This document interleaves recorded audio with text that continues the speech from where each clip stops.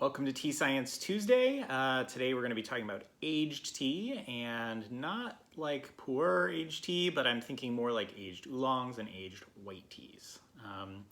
This was actually last week's topic, but the audio didn't work on the Instagram live stream, so I did the whole thing pretty much, and then in the last 5 minutes someone told me, hey, we can't hear you. So I tried today and thought it was working, and it wasn't then. So having the same kind of problem where I can't get the audio to work. So I'm just recording this video just for YouTube, and I can upload it to my Instagram story later. But I just wanted to say that, and you'll notice that I'm still using the vertical video just because that's what fits in my tripod setup, and also just for consistency.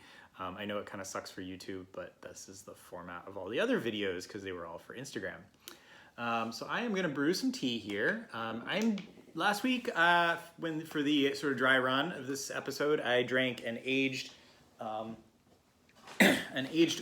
from the 1980s from Floating Leaves Tea, a Miao Li oolong. This is not a high quality oolong. It's sort of an export quality, lots of broken leaves and stems and bits, but that has been aged since the 80s by accident, like most aged oolongs were aged, right? Somebody sort of forgot them in a warehouse for a couple decades, and turned out that there's something delicious. Probably more recently, there's some that have been aged more purposefully, and of course people age things in their homes purposefully, but aged oolong wasn't really a big thing until pretty recently. And then it all got bought up real quick. So it's really hard to find decent quality aged oolong nowadays at a reasonable price. So I've actually already rinsed this tea. So this time I'm drinking a white tea actually from 2012. I think it's a Chomay grade. So I think it's mostly leaves, not a lot of young buds. But it's from 2012, and when I bought it, it had already been aged a few years, and then I've kept it at home and aged it, and I can talk about how I was aging it at home a little bit. But yeah, we're gonna drink this tea, and then I've got a couple cool papers to talk about. Cool research about aged oolong and aged white tea and what goes on to the chemistry of the tea in the aging process, which I think is really neat. And the reason that I think it's really neat is because I've always noticed, or I've always sort of thought, that aged teas, like aged oolongs and aged white teas, all kind of have a single kind of flavor note in common. And that is, let me see if I can smell it. Yeah. This sort of like dried fruit, kind of like, almost like dried prunes or even raisins. They always seem to have that, aged teas. And so I've wondered for a long time, what is that? Where does that come from? What is that chemical that smells like that dried fruit, raisin, almost kind of like, maybe like a whiskey, or like a, not whiskey, but like a, I don't know, like a dark rum kind of smell or something. Maybe that's not right, but yeah, it's definitely there, and it's definitely there in that 1980s Miao Li oolong, and a lot of other aged oolongs that I've tasted, and aged white teas that I've tasted, have that flavor. So what is it? So we're gonna maybe begin to have some ideas. We're not gonna solve that mystery today, but we're gonna talk about it. So yeah, this is a really good tea. Unfortunately, this white tea, I can't tell you where to buy it, because it was I got it from a little tiny shop in Hangzhou. If you're there, you can probably find it, although I don't remember the name of it. It's in the Fangsun village area, so it'd be a little difficult to find. But if you really want to taste it, you can let me know, and I'll tell you how to get there. All right, so let's talk about aged tea. I have two papers to talk about. The first one that I want to talk about is called The Effects of Baking and Aging on the Changes of Phenolic and Volatile Compounds in the Preparation of Old Tieguanyin Oolong Teas. So this is all about Tieguanyin specifically, although I imagine what the results are apply to oolongs in general. And the reason that oolongs are a little bit different than the way you age puer is because oolongs are generally aged dry, super dry. So they talk about in the paper how there's two methods of aging oolongs. One is that you take it out of storage and bake it every couple of years or every year to keep the moisture content low. Or the other method, which is what they talk about in this paper, is one really vigorous hard bake, and then you're done, and then you seal it away and let it age. So in this paper, they have they look at that second method, and they have samples all from the same farm. They have an unbaked oolong that was made this year, or the year of the publication, a freshly baked oolong, and then ones that were baked and then aged for 5, 10, or 20 years. And according to the farmer, he has not changed his processing methods in 30 years, and so he's doing things pretty much the same. So this is a pretty neat group of samples because we've sort of controlled for any variation in the processing, although I'll point out we've not controlled for variation in things like the weather. So even though these teas are harvested at pretty much the same time every year, there could be differences. You know, we don't know the tea 20 years ago. Maybe 20 years ago was a really good year weather-wise, and maybe 5 years ago, you know, they had lots of rain and it was not such a good year, and that might affect the quality. So we don't actually know for sure, but we have controlled for the processing, which is really great. So what did they find?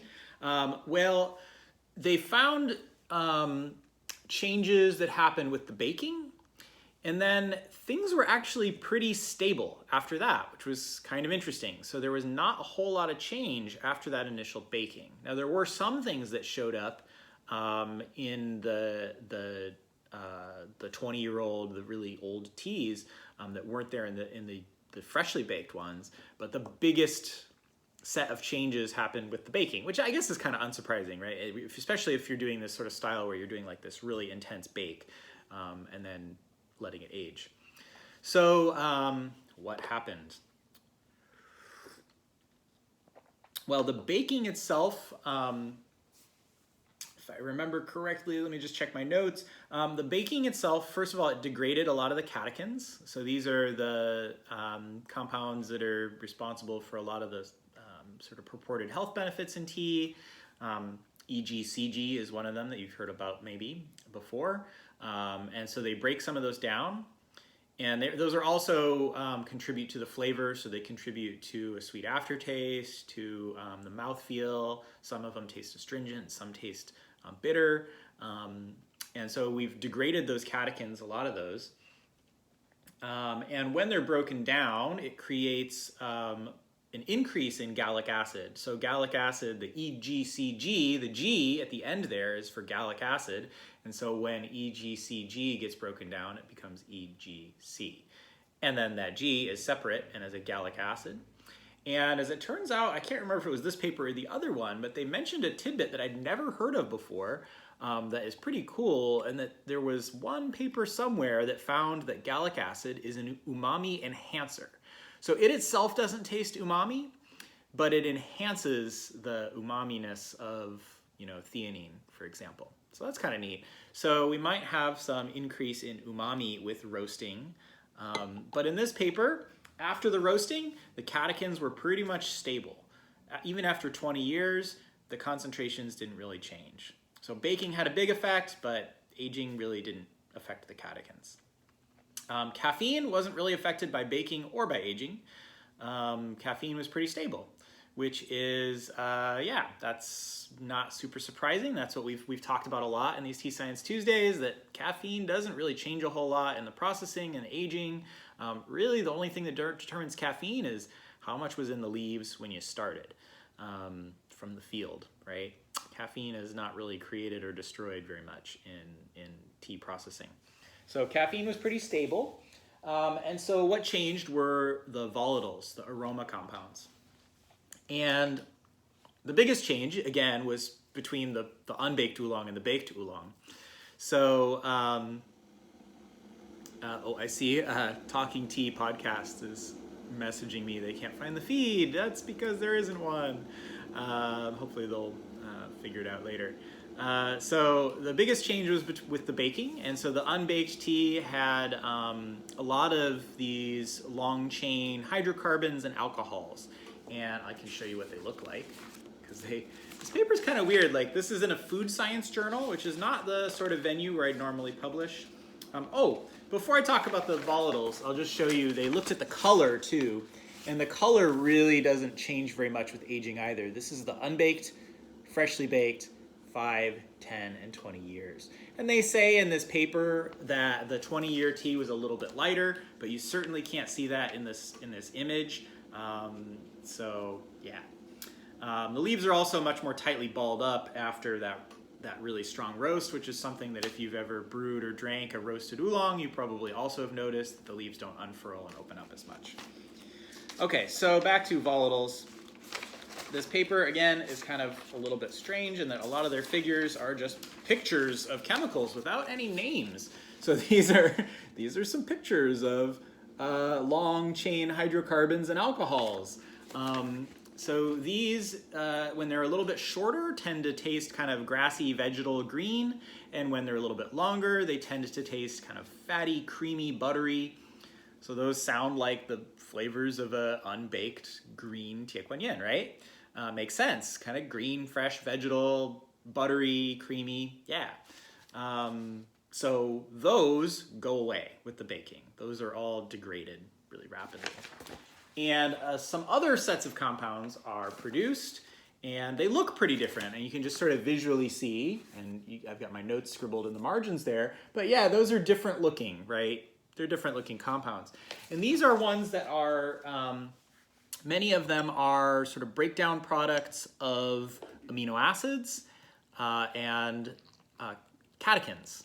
And so with the baking, we've produced a lot of these compounds by just sort of like, cooking these amino acids and catechins in the tea and producing these new compounds. So what are they? So those ones, the ones that are created by the baking, and also the Maillard reaction. So the Maillard reaction is it's actually a set of reactions that happens whenever you've got sugars, amino acids, and heat. And so that's something that can definitely happen in the baking or roasting of an oolong. And Maillard products are things that taste kind of toasty, caramelized, right? So like a toasted marshmallow is like the classic example of that, because that's what a marshmallow is. It's just protein, right? It's gelatin and sugar, and then you roast it over the campfire heat, and you get that nice toasted marshmallow smell. That's something you can get in tea sometimes because of that same kind of reaction that's going on when there's sugars and amino acids present. Excuse me. One of those volatiles is vanillin, which is that's what's in vanilla.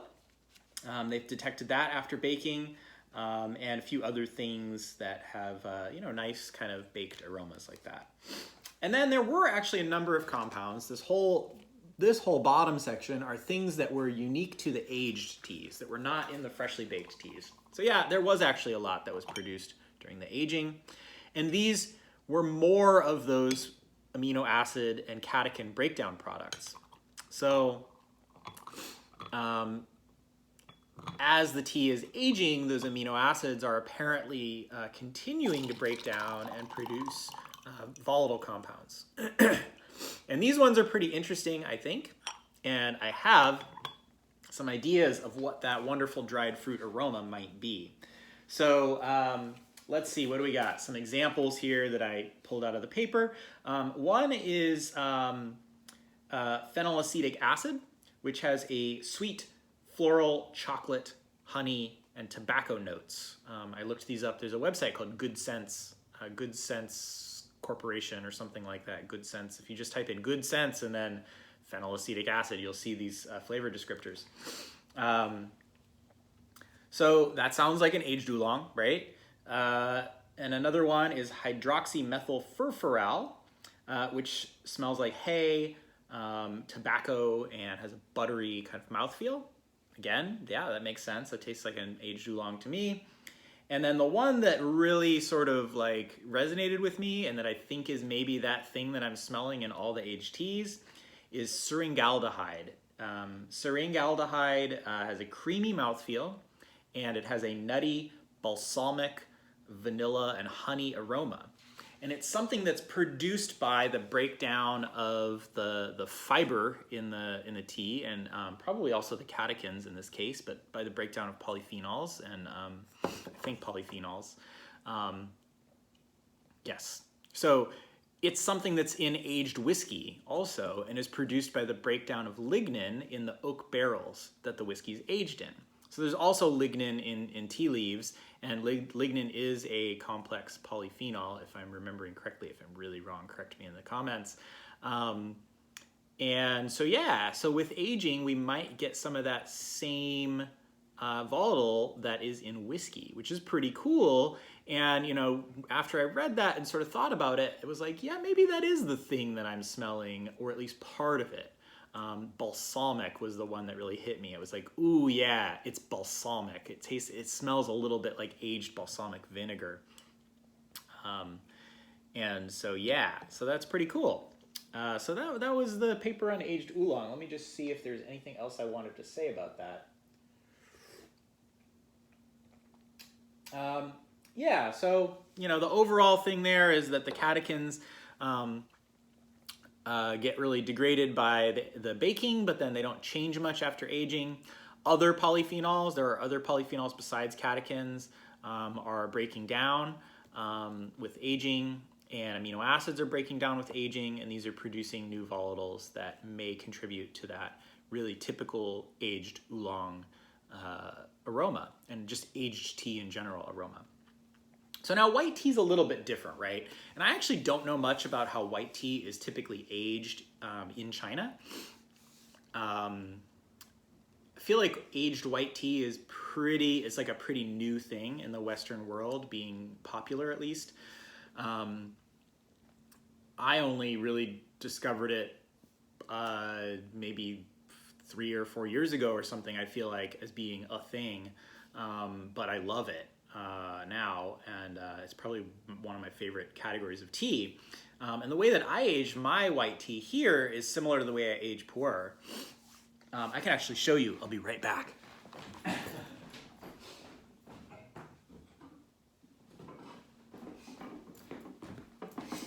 Ta-da! Okay, hopefully that was quick enough that I don't have to do any editing.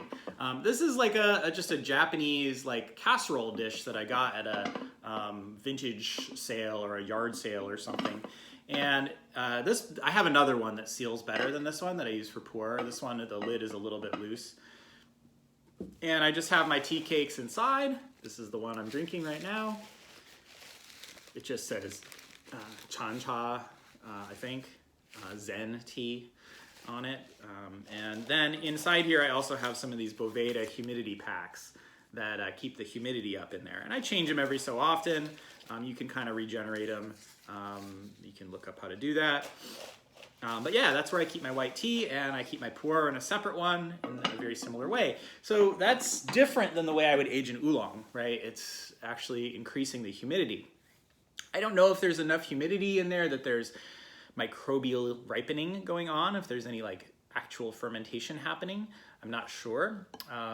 My guess is probably not, because well, I don't know. I actually have no idea. And again, I don't know if that's the kind of aging that aged white teas typically go through in China, or if they're more like a oolong where they're kept dry. So I would love to hear more. If you have more information in the comments, I'd love to know. Yeah, that's tasty. Okay, so different paper, different tea here. This is called Chemical Constituents Analysis of White Tea of Different Qualities and Different Storage Times. So in this paper, they did actually compare different qualities of white tea, but I'm not going to talk about that too much, just to keep this video nice and short. Maybe that'll be another video someday, who knows? But in this, they took white teas, again, all from the same company, and all from the same farm, and so they're pretty confident that the processing was pretty much identical. And let me flip to the part about the age here. So the aged experiment, they had a Chaumet grade white tea, which I think is what I have here. So this is, shomei is, I believe, just leaves. There's no buds in it, no young buds, just mature leaves. And they have one from 2013, 2012, 2010, and 1993. And this paper was published in 2016, right? So the 2013 was 3 years old, and then, so on. So this is pretty different results than what the oolong paper found. So in the oolong paper, catechins were stable. In this paper, the catechins degraded over time. The total catechin concentration, and then looking at individual catechins, they degraded over time, with the lowest levels being in 1993 for some catechins. In others, it actually kind of went back up in 1993, although again, we don't know the catechin concentrations that these teas started off with, so I think it's probably more likely that it degrades over time and that they just had more of certain catechins to begin with in that 1993 tea. And then gallic acid goes up. So I think this was the paper that talked about gallic acid being an umami enhancer. So getting a little bit more umami out of those aged teas perhaps. But also I believe they found in this paper that theanine was degraded over time as well. And so, maybe they actually kind of even out, not sure. So more umami enhancer, less of the umami flavor, less amino acids. Yeah, this was the paper. So yeah, they did look at amino acids, and theanine definitely was lower by a lot in the aged tea. So yeah. They didn't look at volatiles in this paper, so unfortunately we can't see if that same seringaldehyde volatile is in the aged white tea as it is in the aged oolongs, which is really what I would like to know. I'd really want to know if it's the same chemical that we're smelling that gives it that kind of aged fruit, that dried fruit aroma. I almost said aged fruit. I guess dried fruit is kind of like aged fruit. But their main focus of this paper this is the one that I posted on Instagram a while ago. The very final quote, or the final line of the conclusion says, "It's reasonable to drink tea in a scientific way rather than excessive pursuit of commercial craze." And I really like that. So basically what they're trying to say in this paper is people think that aged white tea is healthier for you, at least in China. There's a saying about aged tea being medicine, and I can't remember the exact saying right now, so I won't try to repeat it. But what they're saying is, well, actually the catechins, which are the compounds in tea that people, think are responsible for a lot of the health benefits, well, they're actually tanking with age. And so, don't pay attention to the hype. If you're trying to drink tea for health, you should drink fresh white tea. If you're trying to, maybe if you're trying to drink it for flavor, maybe you want to drink aged white tea. Drink whatever tastes good to you, right? Basically, I think is kind of what the takeaway is from that. Don't pay attention to the hype unnecessarily. So yeah, so we didn't quite solve the mystery as to what that kind of aged aroma is. I would love to know if you guys know what it is, or you have some ideas, or know of some people that are studying that. Let me know in the comments. This is probably going to be the last regularly scheduled Tea Science Tuesday. I may do some sporadically in the future, and I'll try to announce them, in advance on the weekend or something. But, things are getting busy, got conferences coming up, got holidays coming up, and so, yeah, I'm not going to be doing them super regularly anymore.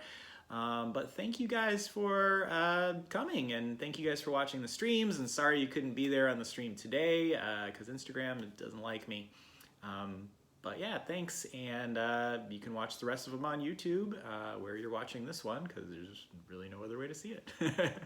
All right, thanks. I'll see you next time. Bye.